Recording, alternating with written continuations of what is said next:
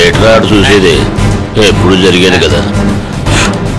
అవును, నీకు తెలిసిన అల్లూరు సీతారామరాజు కథ చెప్తున్నావు కదా. అవునయ్యా. ఇప్పుడు చెప్పు. ఇప్పుడు చెప్తానయ్యా. అల్లూరు సీతారామరాజు గారు పుట్టి పెరిగింది మన్యంలోనే కదండి. మరి మన్యంలో బాణాలు పట్టుకుని తిరుగుతారు కదేటి. అక్కడ ఉన్న వాళ్ళందరితో పాటు ఈయన కూడా విలువ నేర్చుకున్నాడు. ఒక రోజు నేను ఏటకెళ్తానన్నాడు. అక్కడ వాళ్ళందరూ అతని మాటలన్నీ గుండెలు పోదుకున్నారు. వెళ్తే వెళ్ళావు కానీ ఓ పక్కగా నిలబడు, అంతేగాని ఏదైనా అడవి జంతువు వస్తే ఎదురాలకు చంపేస్తుంది అన్నారు. అలాగే అని ఏటకు బయలుదేరాడు. అడవి జంతువు ఎదురుపడ్డది. అందరూ భయపడ్డారు. రాజుగారు ఊరుకుంటాడేటి, ఎంతమంది వద్దనో ఎదురెళ్ళాడు. బాణాలు బలంగా వేసి దాని ప్రాణాలు ఏంటి బావా అక్కడికి విషయం మర్చిపోయావా? ఎంతేటి? 3.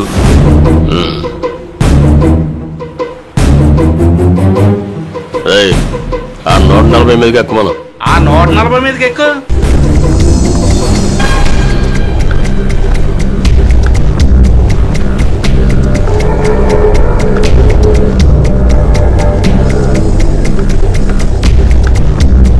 అయ్యగారికి ఇన్కమ్ ట్యాక్స్ వాళ్ళు దొరకండి, ఇలాంటి ఐడియాలు పనికి వచ్చేస్తాయి.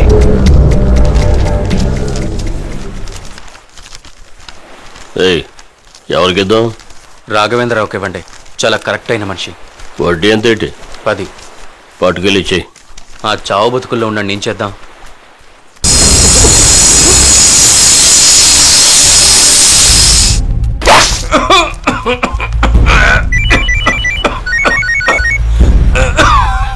చెప్పోయ్.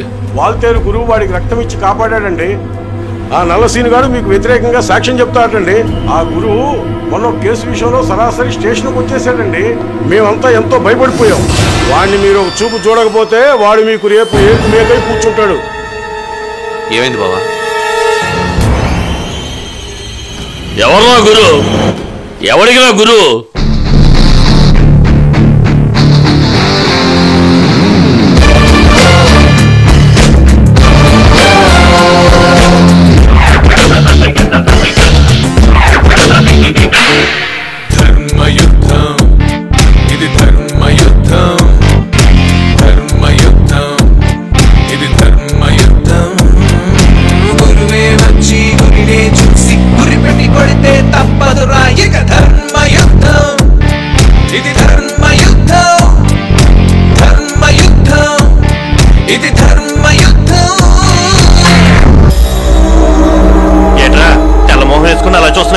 ఇవ్వాల్సిన మామూలుది అడుగుతుంది నిన్నే కదా. అది గురువే వచ్చి తీసుకెళ్ళాడు కదా.